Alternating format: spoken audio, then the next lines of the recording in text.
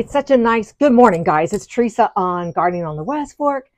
Such a nice day. And I want to do an update on the window boxes that we planted it is a month ago. I was looking on my old videos, June 13th, May 13th. And I want to show you the progress. But before we start, because I want to show you, this was my inspiration for the front window box. And when we Better got, Homes and Gardens? was it Better Homes? I think it was. BHG, Better Homes and Garden. Anyhow, this was my inspiration, and we'll go out front after I show you. Well, hold it up again because we didn't really see it. Okay.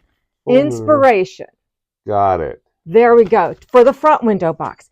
But since I wanted to update that, I thought I'd show you the one on the wall and then two in the garden, which are lovely. And then I'll tell you what my favorite is, and you can maybe tell me what you think your favorite is. Anyhow, that's what we're doing today, and Reggie's going to show you the one on the wall that he picked out. So this is Reggie's pick, and this is actually how I water this window box.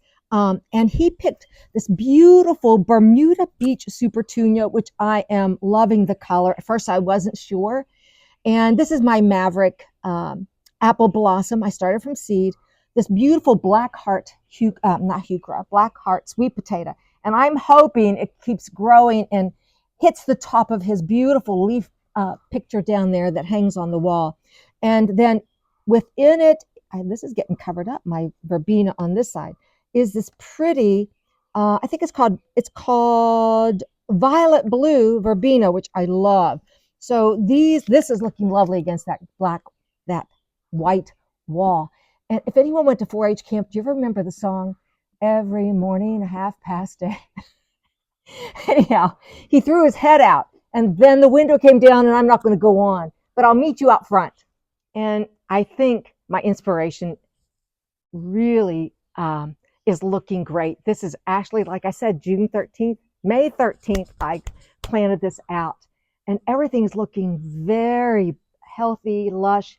My Maverick Apple Blossom geraniums, look at all the blooms coming out. I've never planted the pink Angelonia, and it's called Pretty in Pink Angelonia, and I'm loving it. The English Ivy's doing more than what I expected.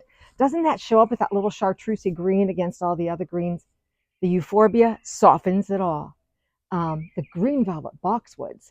I know that they will get bigger, but they'll stay compact within the boxes, and I might be able to get another season out of it. Looking lovely. The blue violet verbena. Yeah, verbena. But anyhow, I love the repetition. I'm loving how it looks.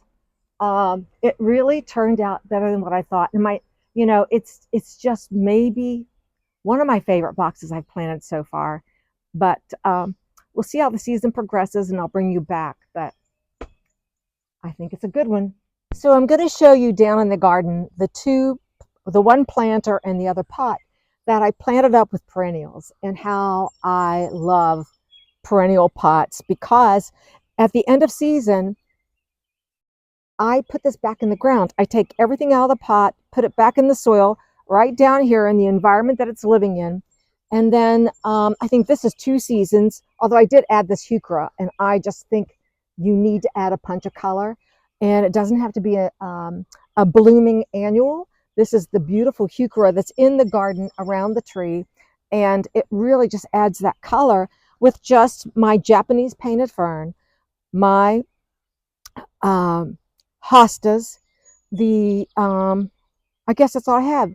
The heuchera, hostas, painted fern, and it's just perfect for this area down here, because I don't want it to do anything but be very subtle and feel like it's brought you into this space, which it does. So again, if you have perennials, just put them in your pot, then plant them back in and save them for the next year. So come on down. We have one more pot I want to show you. So this might be my favorite pot. I just love how it shows up in this dark space in the garden. I wish I could remember the name of this heuchera.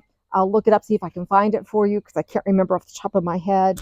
But I have the same, right there it is. It's Rose Granita. I'm glad I have tags. This is Rose Granita. This is the ostrich fern that gives you that, kind of like a thriller. and then the Japanese painted ferns and the Thriller, hostas. filler, and spiller. Yeah. My spiller Isn't that is right? some English So your ivy. thriller is the big ostrich fern. Yes. And then The sometimes, filler yeah, the is filler the is heuchera the and could the and be the painted fern, painted fern. hostas, and heuchera, which is a little bit of a spiller. And then I have some ivy, which That's your spiller. if I would do this over again, I would use the variegated ivy. But otherwise, I love this with this beautiful pot. Thank you, Jennifer, that it sits in. But when you come through this garden and this just brings your eye up. It just, you follow these purples and it brings you right here. So, and you know what else happens? At the end of season, all of this goes in that spot back behind the pot where I dug it out this spring, and I'll be able to put it back in this pot, and I'll probably just switch out the spiller. And so those are my pots that I'm loving right now, and tell me what you think. So anyhow, thanks for watching Gardening on the West Fork with this little update on the pots. We'll see you the next time.